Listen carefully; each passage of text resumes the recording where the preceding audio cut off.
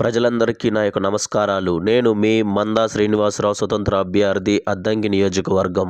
2024 సంవత్సరం మే నెలలో జరిగిన సార్వత్రిక ఎన్నికల్లో నేను స్వతంత్ర అభ్యర్థిగా ఎమ్మెల్యే పదవికి పోటీ చేశాను. ఉద్యోగాలు ఏమన్నా సృష్టించిస్తున్నారండి?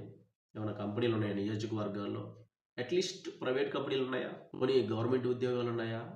ఎప్పుడో ఎలక్షన్ ఎండింగ్లో రేపు ఈసారి మాకు ఓట్లు వేయాలి కాబట్టి ఏదో ఒక 500 జాబులు, ఒక 1000 జాబులు రిలీజ్ చేస్తారు, అంతే, దట్స్ ఇట్, అయిపోయింది.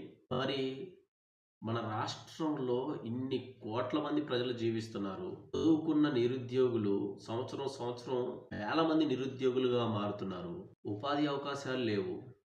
ఎక్కడో హైదరాబాదు, చెన్నై, మరి విజయవాడ కానీ, విశాఖపట్నం కానీ, లేకపోతే బెంగళూరు కానీ, ఇట్లా రకరకాల పట్టణాలకు వెళ్ళి బ్రతకాల్సి వస్తుంది.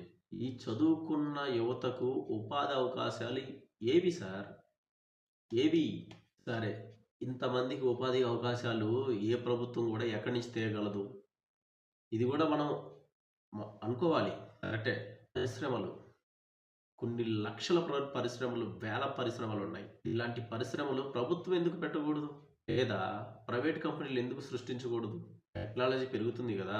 మన ప్రాంతంలో ఉన్న నిరుద్యోగులకి ప్రభుత్వం కంపెనీ లాగానే ఒకటి ఏర్పాటు చేసి పెట్టుబడులు ఎవరైతే పెడుతున్నారో వారిని రాబట్టి మన నియోజకవర్గాల్లో అట్లీస్ట్ మన నియోజకవర్గం పట్టణం హెడ్ క్వార్టర్లో పెట్టిన ఆ యొక్క నియోజకవర్గంలో చుట్టుపక్కల ప్రజలు ఖచ్చితంగా వస్తారు. వారిని ఇంటర్వ్యూ జరిపి వారు చదివిన చదువును బట్టి అట్లీస్ట్ కొంత ప్రైవేట్ కంపెనీలైనా ఉద్యోగం ఇస్తే వారు పట్టణాలకు వెళ్ళాల్సిన పరిస్థితి ఏముంటుందండి? ఈ విధంగా వాళ్ళ తల్లిదండ్రులు వృద్ధాప్యంలో ఉంటారు, ముసలితనంలో. ప్రతి తల్లిదండ్రులు ఏ విధంగా ఆలోచిస్తారు?